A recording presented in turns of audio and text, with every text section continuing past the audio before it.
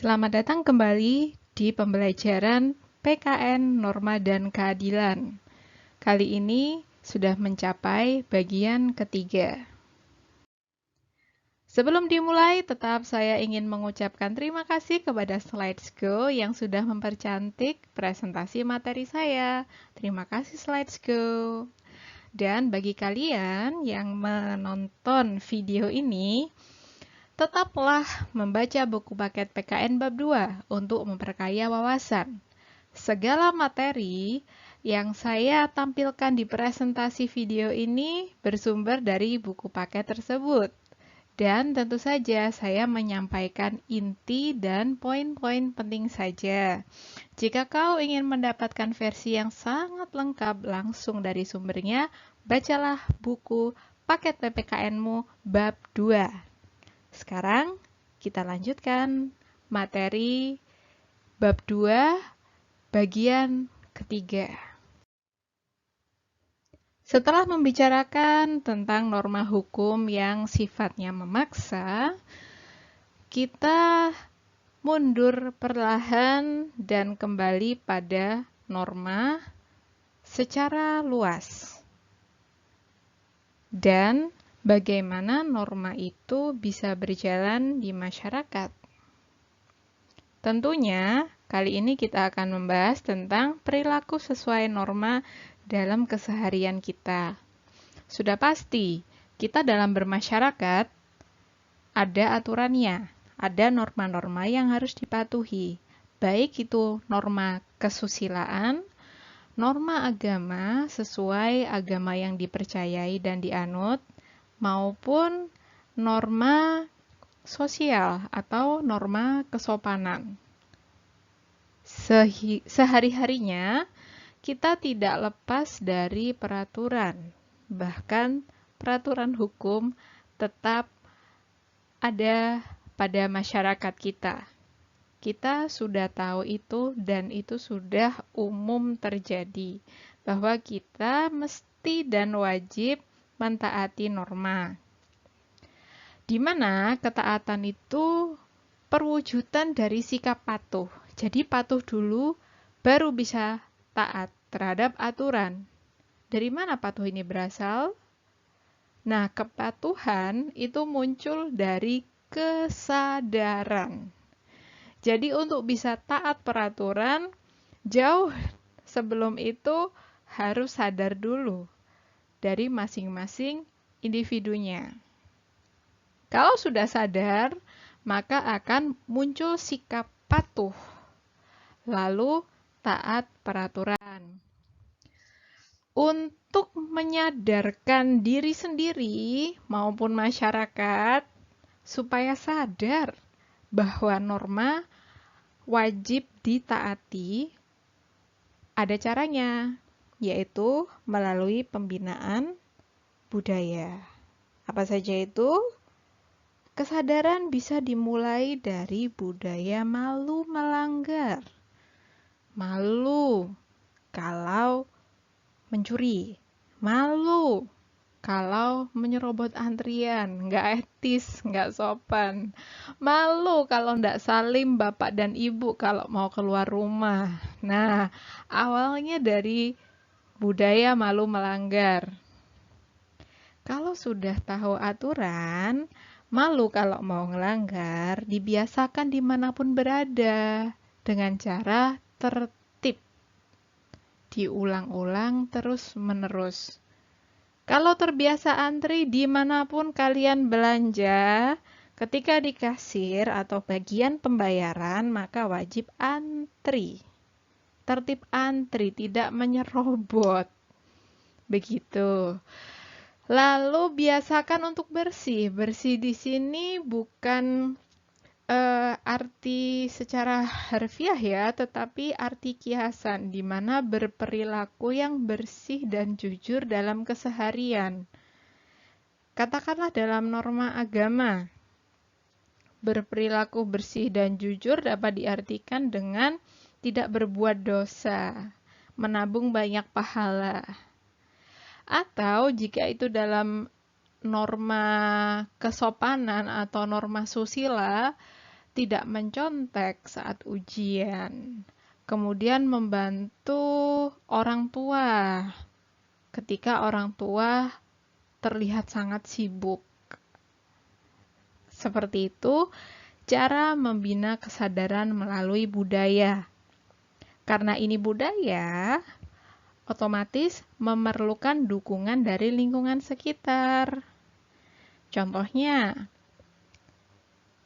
katakanlah di rumah ya, dimana kalau orang tua sedang sibuk, ibu memasak misalnya, ibu di rumah memasak, tetapi ruang tamu berantakan karena adik yang balita habis main di situ tidak dibereskan, maka kita bantu ibu untuk membersihkan ruang tamu, dikembalikan lagi semua mainan adiknya ke tempat yang semestinya, kemudian menyapu, mengepel lantai pada ruang tamu tersebut. Nah, itu membutuhkan kebiasaan juga untuk membantu orang tua. Jika tidak terbiasa, maka ya tidak mungkin perilaku itu tiba-tiba muncul, yaitu perilaku membantu orang tua.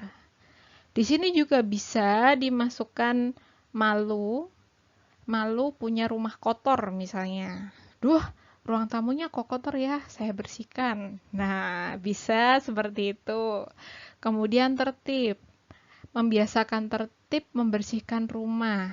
Ada sampah sedikit, langsung dibersihkan. Ada minuman yang tumpah, langsung dibersihkan. Ada cucian yang menumpuk, langsung dirapikan atau bahkan dicuci. Dan jujur. Artinya ketika melakukan tindakan kebersihan di rumah, kalau ditanya melakukannya terpaksa atau atas inisiatif sendiri, jika memang itu berdasarkan keinginan sendiri, maka jawabnya adalah ya saya membersihkan sendiri, bukan karena disuruh orang tua. Dan ini tentunya tidak terjadi instan ya, memerlukan waktu, memerlukan pembiasaan, karena ini adalah budaya. Budaya berlangsung dalam kurun waktu yang relatif agak lama, tidak instan. Lalu muncul pertanyaan lain yang menarik. Terus nyatanya masih aja ada yang belum sadar-sadar, Bu. Gimana ya? Ada teman saya yang suka nyelonong kalau antri. Nggak ngerti antri malahan. Terus ada yang suka mencuri barang temannya. Ada yang suka memukul temannya, ada yang misuhan misalnya. Itu kenapa ya? Itu kan melanggar norma hukum untuk yang mencuri, melanggar norma susila dan kesopanan kalau misalnya misuh dan mukul tadi.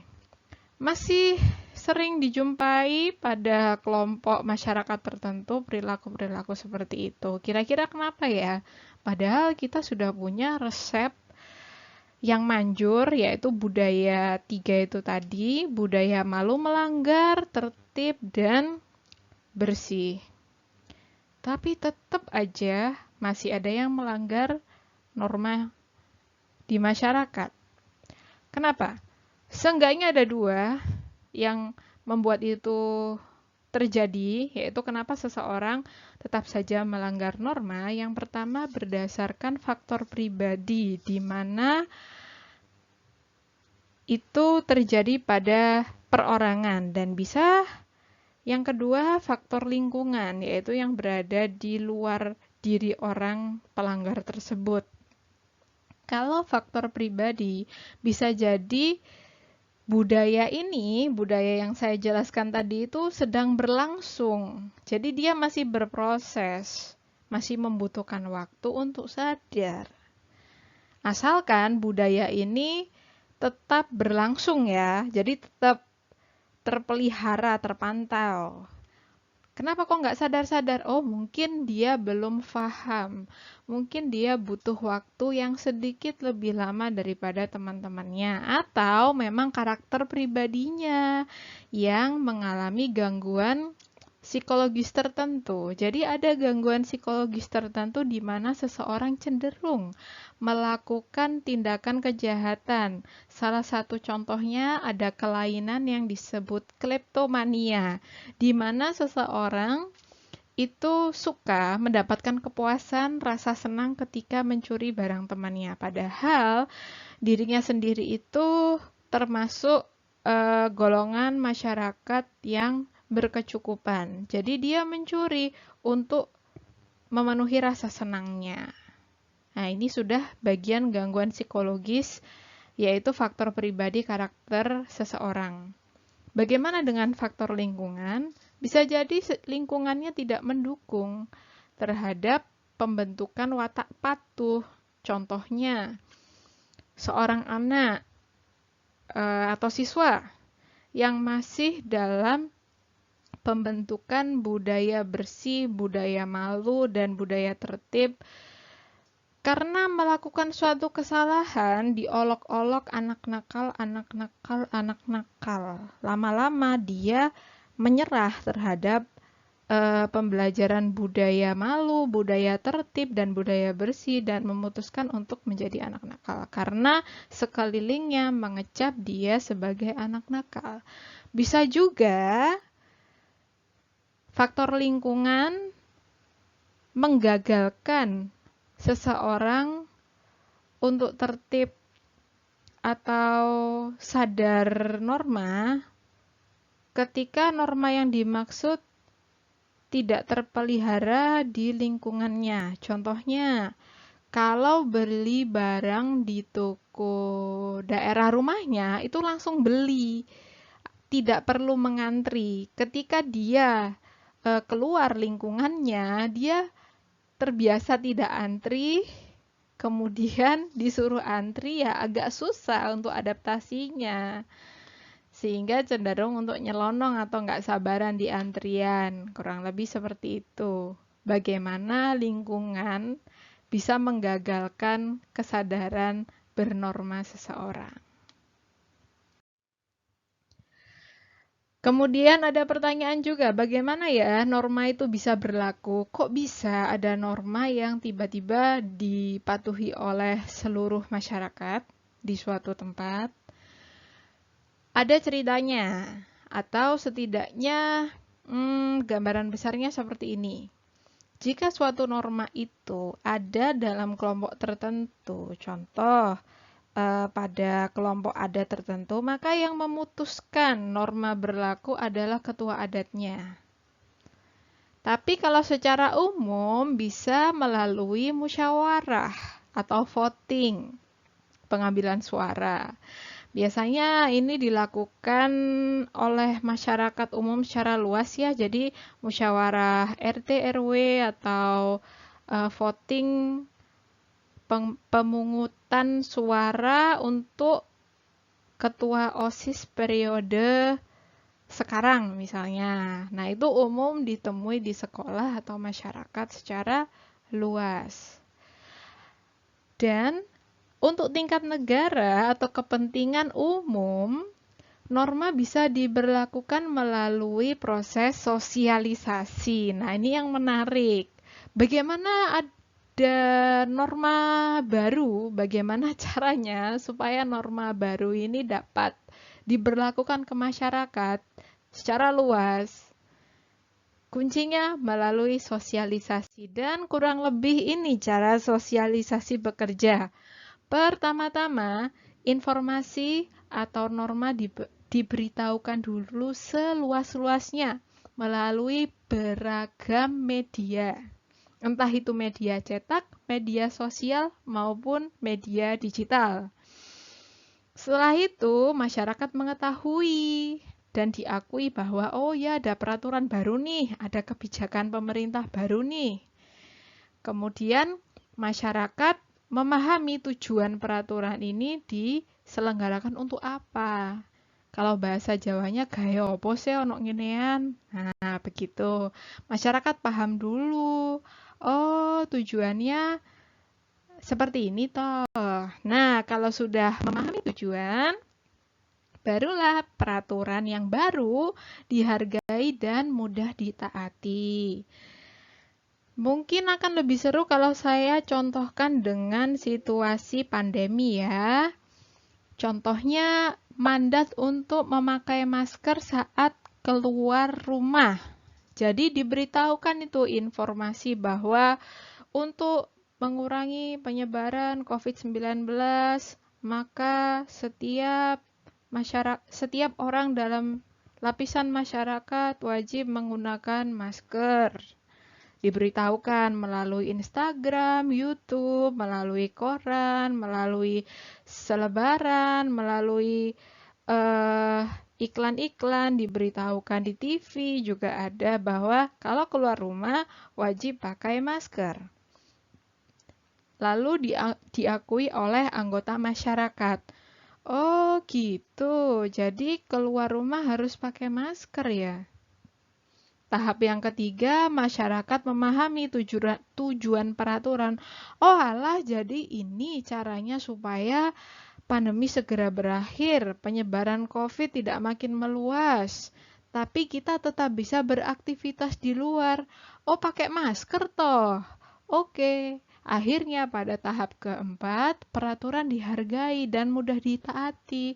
Lihat sekarang sekelilingmu, terutama jika ini masih dalam masa pandemi ya, semua orang yang berpergian memakai masker. Bahkan sekarang masker banyak jenisnya, banyak ragamnya, bahkan sudah ada aksesorisnya, di mana akhirnya mudah untuk ditaati peraturan baru, yaitu menggunakan masker di ruang publik. Itu contoh bagaimana norma baru diterapkan melalui sosialisasi. Dan kurang lebih itu untuk bab kedua, yaitu norma dan keadilan. Sudah selesai kita bahas melalui 3 bagian. Semoga bermanfaat.